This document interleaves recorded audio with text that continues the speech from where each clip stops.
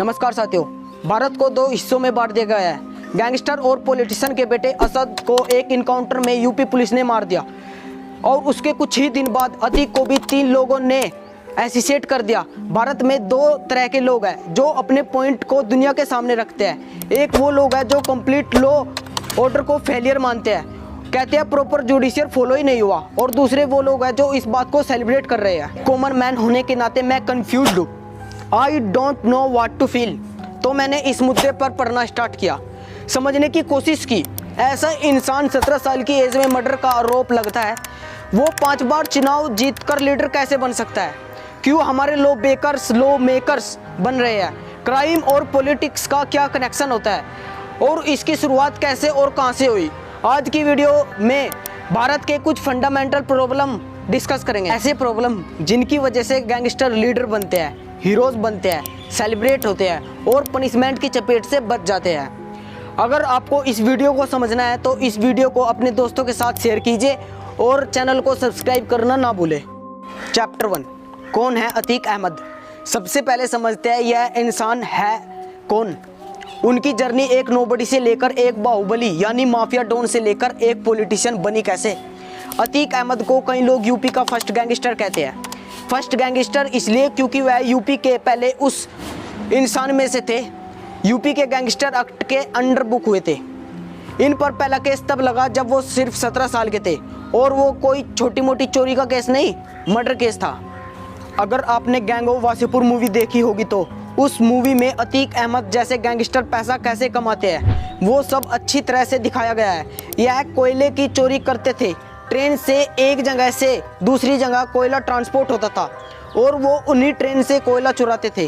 फिर वो धीरे धीरे अपग्रेड हुए, सरकार को धमकाने लगे ताकि ट्रेन के पार्ट बनाने का टेंडर उनके फेवरेट बिजनेसमैन को ही मिले, ताकि वो अपने इलीगल चोरी से लीगल चोरी की ओर बढ़ सके। आज के प्रयागराज यानी इलाहाबाद में चांद बाबा नाम के एक गैंगस्टर हुआ करते थे। पुलिस भी उनके अगेंस्ट एक्शन लेने से डरती थी। उस समय सरकार एक गैंग को मार देने के लिए दूसरे गैंग को बढ़ावा दिया करती थी ताकि दोनों गैंग की गैंग मेंबर्स एक दूसरे से भिड़ जाए और एक दूसरे को ख़त्म कर दे। इस लॉजिक की वजह से अतीक अहमद की गैंग बड़ी हुई, लेकिन एक समय ऐसा आया जब उन्हें पुलिस ने हिरासत में ले लिया। आप सोच रहे होंगे कि अतीक की गैंग खत्म हो गई है, लेकिन ऐसा हुआ नहीं। दिल्ली से एक कॉल आया और उन्हें छोड़ दिया गया। इसके बाद अतीक समझ गया कि क्राइम एक छोटा गेम है। 1989 में वो पॉलिटिक्स में उतरे। उन्हें इलाहाबाद वेस्ट असेंबली से इलेक्शन लड़ा और वो जीत भी गए, सिर्फ एक बार नहीं 5 बार। पॉलिटिशियन बनने के बाद उनके क्राइम बंद नहीं हुए, इनफैक्ट और बढ़ गए। आज तक उनके अगेंस्ट 100 से भी ज़्यादा केस दर्ज है, जिनमें मर्डर, किडनैपिंग, एक्सटॉर्शन जैसे सीरियस केस भी है। 2004 में उन्हें अपनी खुद की सीट खाली की क्योंकि वो अपने पॉलिटिकल करियर को नेक्स्ट स्टेप पर ले जाना चाहते थे। वो लोकसभा में एमपी बनना चाहते थे और उन्हें अपनी जगह अपने भाई को खड़ा किया, लेकिन उनका भाई समाजवादी पार्टी के राज्यपाल से हार गया। अगले ही साल जब राज्यपाल रिपब्लिक डे सेलिब्रेट करके अपने घर वापस जा रहे थे तब उनका मर्डर कर दिया गया। अब यहाँ से अतीक अहमद का पॉलिटिकल करियर का डाउनफॉल शुरू हुआ। उन्हें 3 साल के लिए राज्यपाल मर्डर केस में जेल में रखा गया, लेकिन वहाँ से भी वो अपने क्रिमिनल एम्पायर मैनेज किया करते थे। बेसिकली सिस्टम कुछ ऐसा चलता था, वो इलाहाबाद जेल में कैद थे, इलाहाबाद में उनका सिस्टम होल्ड था। वो अपना पूरा टाइम अपने पूरा क्रिमिनल एम्पायर जेल से ऑपरेट करते थे। 2017 में उन्हें इलाहाबाद से देवरिया शिफ्ट कर दिया गया। सोचो कि अब उनकी पावर कम होगी, लेकिन वहां से भी उन्हें मोहित जायसवाल नाम के बिजनेसमैन को किडनैप किया और जेल में ही बुलाकर प्रॉपर्टी पेपर साइन करवाए। सोचिए, हमारा सिस्टम इतना ब्रोकन है कि एक क्रिमिनल जेल में बैठकर क्राइम कर सकता है। जजेस उनके केस सुनकर डरते थे। यूपी पुलिस कहती है कि अतीक अहमद के आईएसआई लश्कर तोयबा के साथ कनेक्शन है और उन्हें यह खुद कन्फेस भी किया था। इन्वेस्टिगेशन जारी थी। As a processor Atiq Ahmed को मेडिकल के लिए हॉस्पिटल ले जा रहा था, तब उन पर 3 लोगों ने गोलियां बरसाई। उन्हें और उनके भाई को मार दिया गया। चैप्टर 2, कुछ सवाल। अब यहाँ कुछ सवाल उठना वैलिड है। ये हमारे सवाल हमारे सिस्टम के लिए है और कुछ मीडिया के लिए है। अतीक अहमद को मारने के लिए जिस वेपन का इस्तेमाल हुआ है वो कोई देसी कट्टा नहीं बल्कि तुर्की में बने इंपोर्टेड वेपन थे। ये अक्सर पाकिस्तान में मिलते हैं। वो इन 3 क्रिमिनल के हाथ आए कैसे? इन क्रिमिनल को डॉन के हॉस्पिटल से बाहर आने का एग्जैक्ट टाइम की खबर कैसे हुई? आखिर पुलिस ने उन्हें अतीक अहमद के इतने करीब कैसे आने दिया? उन्हें भागने की कोशिश क्यों नहीं की? उन्हें सरेंडर क्यों किया और कैसे किया? ये सारे सवाल वैलिड है। हमारे सिस्टम को इन्हें एड्रेस करने की ज़रूरत है। इंटरनेशनल मीडिया ने भी ये न्यूज़ कवर की। इतनी बड़ी न्यूज़ से उन्हें एक फैक्ट छुपा दिया। कुछ न्यूज़ आर्टिकल आपको ही दिखाता हूँ, आप ही देखिए और मुझे बताइए आपको क्या लगता है। हेडलाइन में से इम्पोर्टेड फैक्ट मिसिंग है। हेडलाइन में से इंसान एक क्रिमिनल है, मर्डर, किडनैपिंग, एक्सटॉर्शन जैसे सीरियस क्राइम के लिए वांटेड है। इस फैक्ट को छुपाने की क्या जरूरत है? ये लॉजिक मुझे तो समझ नहीं आया। आपको समझ आया है तो कमेंट बॉक्स में जरूर बताइए। अब नेशनल मीडिया की बात करते हैं। हमारी नेशनल मीडिया के साथ एक प्रॉब्लम जरूर है कि हम हर टॉपिक को ऊपर से कवर करते हैं। एक इंसिडेंट्स को एज ए इंसिडेंट्स देखते हैं, गहराई में जाकर हम रूट कॉजेज नहीं समझते, उसको समझने की कोशिश ही नहीं करते। तो कहानी के किरदार बदलते हैं, गैंगस्टरों के नाम बदलते हैं, क्राइम और पॉलिटिक्स का कनेक्शन बरकरार रहता है। चलिए आज इस माइंड सेट को बदलने की कोशिश करते हैं। देखते हैं ऐसा क्या रीजन है जिनकी वजह से हमारे लॉ ब्रेकर्स ही लॉ मेकर्स बन रहे हैं और उनके अगेंस्ट प्रूफ होने के बावजूद भी उन पर एक्शन नहीं लिया जाता। टेक्नोलॉजी, ये दोनों टॉपिक एक दूसरे से कोसों दूर होने चाहिए, लेकिन भारत में ये सब उल्टा है। एक क्रिमिनल का एक पॉलिटिशियन में प्रमोशन होना एक लॉजिकल प्रोग्रेस बन गया है। और यह मैं नहीं कहता, ये सब डाटा कहता है। 2004 के पहले जहां पार्लियामेंट के 24% के ऊपर क्रिमिनल केसेस थे, वो नंबर 2019 में 43% हो चुका है। आपको सुनकर विश्वास नहीं होगा, लेकिन हमारे कॉन्स्टिट्यूशन में ऐसा कोई भी लॉ नहीं है जो कि कैंडिडेट को क्रिमिनल केस के बेस पर डिस्क्वालीफाई कर दे। अगर किसी कैंडिडेट कोई बड़ा क्रिमिनल केस कर भी दे तो उसको इलेक्शन लड़ने से कोई नहीं रोक सकता, वो इलेक्शन लड़ सकता है। 2014 में 1200 एनजीओस ने साथ मिलकर इलेक्टोरल रिफॉर्म लाने चाहे।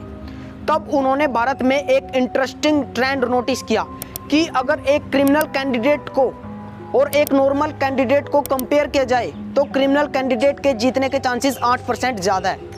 यानी अगर एक कैंडिडेट को क्रिमिनल रिकॉर्ड हो तो उसके एक्चुअल में जीतने के चांसेस 3 टाइम ज़्यादा है। भारत आज भी एक रूरल देश है। गांव में लोगों को पता भी नहीं होगा कि किसके ऊपर कौन सा केस चल रहा है और किसको वोट देनी है। उनको लगता है जिनके पास पावर है वो ही बदलाव ला सकता है। वो इस बात को धोखा खा जाते हैं। इसकी शुरुआत 1950 में हो चुकी थी, वोट कैप्चरिंग के साथ। लोग किसे वोट देंगे ये समझना इम्पॉसिबल है। उससे अच्छा है कि लोग जहां पर वोट देने जाए उस पोलिंग बूथ को ही कैप्चरिंग कर लो, वहां अपने गुंडे बिठाओ और फोर्स करके उसी कैंडिडेट को वोट देने के लिए मजबूर करो जो अपना हो। सन 1999 में ईवीएम यानी इलेक्ट्रॉनिक वोटिंग मशीन आने से पहले ये बूथ कैप्चरिंग के केस बहुत हुआ करते थे। अगर आज भी आपके गांव में ये इंसिडेंट्स होते हैं तो आप सीधा इलेक्शन कमीशन से कंप्लेन कर सकते हैं। सी विजिल ऐप के साथ इलेक्शन के लिए पैसे लगते हैं, कंपेनिंग करनी पड़ती है, रैलीज निकालनी पड़ती है और आने वाले क्राउड को बिरयानी खिलानी पड़ती है। ये सारा पैसा आएगा कहाँ से? सन 1969 तक ये सारा पैसा कॉरपोरेट डोनेशन से आता था, लेकिन तब की सरकार ने लॉज में चेंजिंग कर दिए। बहुत समय के लिए कॉरपोरेटिंग फंडिंग रोक दिया गया, लेकिन इसका मतलब ये नहीं कि कंपेनिंग रुक गई। कंपेनिंग में रुकने वाला पैसा ब्लैक का पैसा होने लगा। क्रिमिनल्स को पॉलिटिशियंस को पैसा देकर पॉलिटिक्स में अपनी पावर दिखाने का चांस मिलने लगा। तब से अब तक यही सिलसिला चलता आ रहा है। सन 1993 के बॉम्ब ब्लास्ट के बाद एनएन वोरा कम्युनिटी एस्टेब्लिश हुई, जिसका काम था ऑर्गेनाइज क्राइम और गवर्नमेंट के बीच जो लिंक्स है उन्हें एक्सपोज करना। दाऊद इब्राहिम जैसे गैंगस्टर और पॉलिटिशियन के बीच क्या खिचड़ी पक रही है, सारी डिटेल इस रिपोर्ट में थी। इंटरेस्टिंग बात यह है कि पूरा रिपोर्ट कॉन्फिडेंशियल है। इसके सिर्फ 11 पेज पब्लिक डोमेन में है जो आप यहाँ पढ़ सकते हैं। सरकारें आई और गई, लेकिन आज भी ये रिपोर्ट पब्लिक से छुपाई जाती है। रीजन क्या होंगे? इस रिपोर्ट ने किस किस की पोल खोली होगी, आप खुद ही सोच लीजिए। Chapter 4 action against criminals. चलिए अब फोकस करते हैं भारत में ये चेंजिंग लाने की कोशिश हो रही है और क्रिमिनल्स को पार्लियामेंट तक पहुंचने से रोकने के लिए हम क्या कर सकते हैं। सन 2013 में जाकर सुप्रीम कोर्ट ने ऐसा डिसीजन सुनाया कि कन्विक्टेड ऑफिशियल को 6 साल के लिए इलेक्शन लड़ने की अनुमति नहीं होगी, लेकिन पहले किसी कैंडिडेट के अगेंस्ट केस दर्ज नहीं होगा, फिर उसके अगेंस्ट मुकदमा चलेगा और अगर वो गिल्टी पाया गया तो सिर्फ 6 साल के लिए वो इलेक्शन नहीं लड़ सकता। That's it. मुझे लगता है कि ये सारी डायरेक्शन में है, लेकिन काफ़ी छोटा है। पनिशमेंट हार्ड होना चाहिए और शायद परमानेंट के लिए होना चाहिए। सन 2020 में सुप्रीम कोर्ट ने एक सारी पार्टीज को एक मैसेज दिया कि अगर आप एक ऐसे कैंडिडेट को चुनते हैं जिसके अगेंस्ट क्रिमिनल केस दर्ज है, तो आपको ये जस्टिफाई करना होगा कि आपने उसी कैंडिडेट को क्यों चुना। अब प्रॉब्लम यहाँ ये है कि क्रिमिनल्स अक्सर अपने साथ पावर और पैसा दोनों लाते हैं, जिसकी जरूरत इलेक्शन जीतने के लिए होती है। पार्टीज का फोकस इलेक्शन जीतने पर होता है, ना कि लॉन्ग टर्म रिफॉर्म पर। अगर आपके एरिया में इलेक्शन होने जा रहे हैं तो आप इस वेबसाइट को चेकआउट कीजिए, myneta.info। आपको इस वेबसाइट में सारी पार्टीज की लिस्ट मिल जाएगी और उनके अगेंस्ट क्या क्रिमिनल्स केस दर्ज है ये भी पता चल जाएगा। आप हर पार्टीज के हर कैंडिडेट की जानकारी यहाँ पा सकते हैं। याद रखिए, भारत एक रिप्रेजेंटेटिव डेमोक्रेसी है। यहाँ डायरेक्टली अपने चीफ मिनिस्टर या देश के प्राइम मिनिस्टर को नहीं चुनते, आप बस अपने एरिया के रिप्रेजेंटेटिव को चुनते हैं। तो किसी ऐसे कैंडिडेट को वोट दीजिए जो क्रिमिनल ना हो, फिर वो किसी भी पार्टी से क्यों ना हो। इलेक्शन से पहले जब आपके एरिया में कैंडिडेट डिक्लेयर होते हैं तो आप एक बार इस वेबसाइट को चेकआउट जरूर कीजिए और सही कैंडिडेट को चुनिए। चलिए क्रिमिनल्स को अपने लीडर बनने से रोकते हैं। अगर आपको इस वीडियो से कुछ वैल्यू मिली है, कुछ सीखने को मिला है, तो आप इस वीडियो को अपने दोस्तों के साथ शेयर कीजिए और सब्सक्राइब करना ना भूलें। धन्यवाद।